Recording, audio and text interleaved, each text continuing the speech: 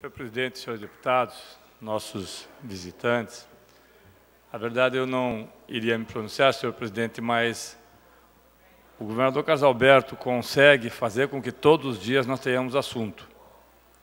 Ele e o seu governo parece que são uma fonte inesgotável de notícias. Os senhores e as senhoras devem ter visto que na última semana o Tribunal de Contas do Estado, através de uma das inspetorias, justamente aquela que acompanha o DETRAN, determinou que o DETRAN faça uma revisão em todos os contratos de aluguel feitos nas Ciretrans do Estado do Paraná. Isso porque, deputado Laerte, muitos dos contratos de aluguel são, no entendimento do Tribunal de Contas, pelo menos suspeitos de superfaturamento, com valores muitíssimo acima do mercado. Em alguns casos, como é o caso de um contrato que eles publicizaram, paga-se R$ 9.000 de aluguel, quando a média no mesmo município não chega a R$ 5.000.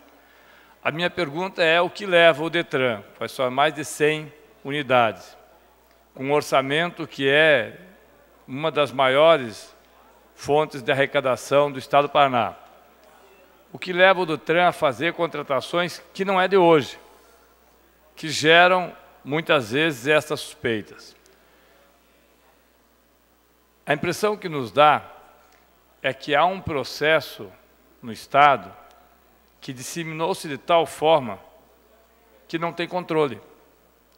Quando o Estado busca fazer aquilo que hoje nós debatemos, o professor Lemos, o Péricles, o Nereu, o professor Tercílio, Pacheco, outros deputados que estiveram também participando da audiência na parte da manhã, que é o corte no orçamento, segue exatamente a regra do governo federal desde o golpe do ano passado.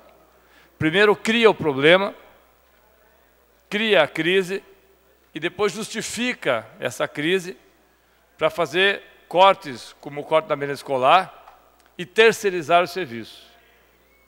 É a mesma regra. O que acontece em Brasília, acontece exatamente a mesma coisa aqui, deputado Prazic.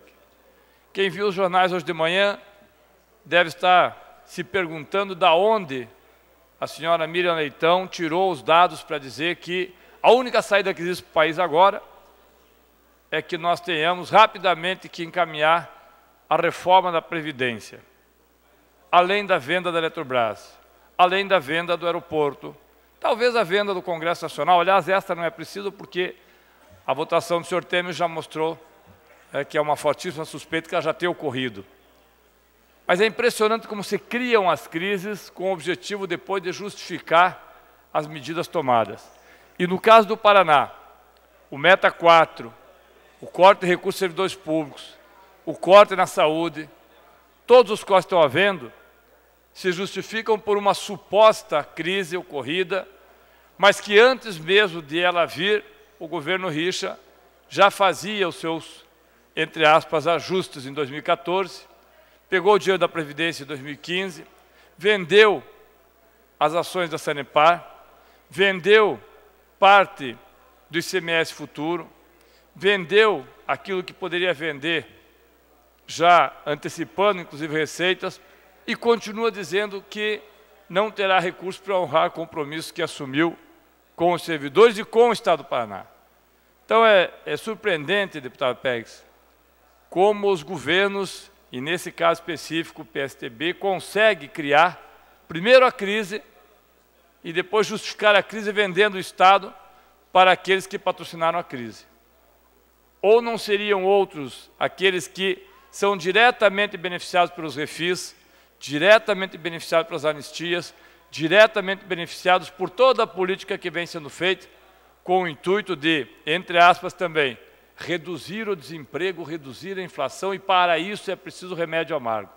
Remédio amargo só para uma parcela da população, só para a parcela que depende do Executivo, sejam os usuários, sejam os funcionários, porque para o Poder Legislativo, nas 3 esferas, não há cortes. Não há cortes. Para o Poder Judiciário, ao contrário. Quem viu uma notícia que saiu há pouco sobre a morte de um pedreiro no estado de Pernambuco, que quando soube que havia ganho no STJ a indenização, 2 milhões de reais, depois de 20 anos, depois de ter sido preso 2 vezes por engano, a segunda, deputado, porque o juiz não leu o processo e o devolveu à prisão, e quando soube do resultado da demanda que ele tinha contra o Estado, teve um infarto e morreu. Para esses setores não há crise. A prova é que ontem nós recebemos, inclusive, um projeto de lei aqui do Poder Judiciário requerendo a contratação de mais de 350 funcionários por cargo comissionado. Como fez o Ministério Público há pouco tempo atrás, aprovado aqui nessa casa, 105 cargos comissionados. Para esses setores não há crise. A crise é para quem está do lado de fora do serviço público, depende diretamente dele.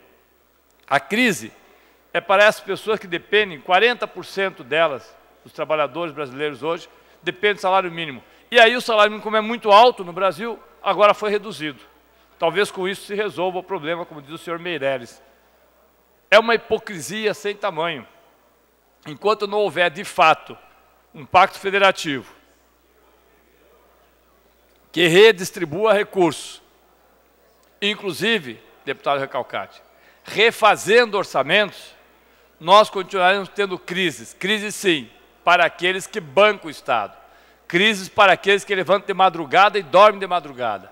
Crises para aqueles que vivem ou sobrevivem com salário mínimo ou com salário abaixo do salário mínimo.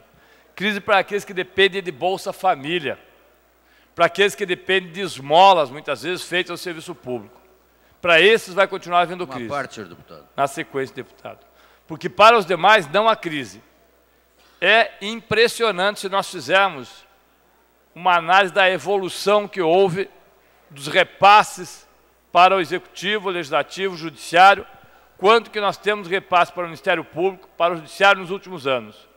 É impressionante o Estado do Paraná, presidente Traiano, ter feito repasses, inclusive usando o Fundo de Participação dos Estados, que retira.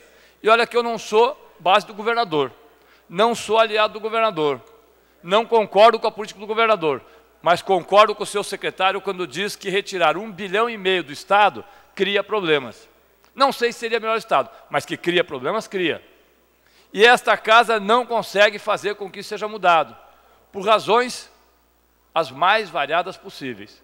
Agora, não vamos colocar a culpa em quem traz para cá o problema, porque eu volto a insistir que muitas vezes a responsabilidade é nossa. Nós votamos o orçamento. E se hoje não há recurso suficiente para as universidades, cabe a nós fazer alteração. E não apontar apenas o outro lado da rua. Porque o outro lado da rua manda orçamento, mas quem vota somos nós. Deputado Recalcati, ele concedeu a parte. É importante seu pronunciamento, senhor deputado. E nós vemos aí uma diferença muito grande, enquanto o Ministério Público contrata comissionados com altos valores, o Judiciário encaminha mensagem para contratar mais comissionados, a Polícia Civil não consegue a contratação de alguns carguinhos em comissão ou a criação de alguns cargos para suprir a falta de escrivães de polícia extremamente grande, defasada. A polícia não tem mais condições de trabalhar na sua esfera administrativa pela falta de escrivães, a falta de investigadores. Temos um concurso, deputado, para delegado feito, tão somente faltando nomear, e temos aí mais de 260 municípios sem sem um policial civil sequer.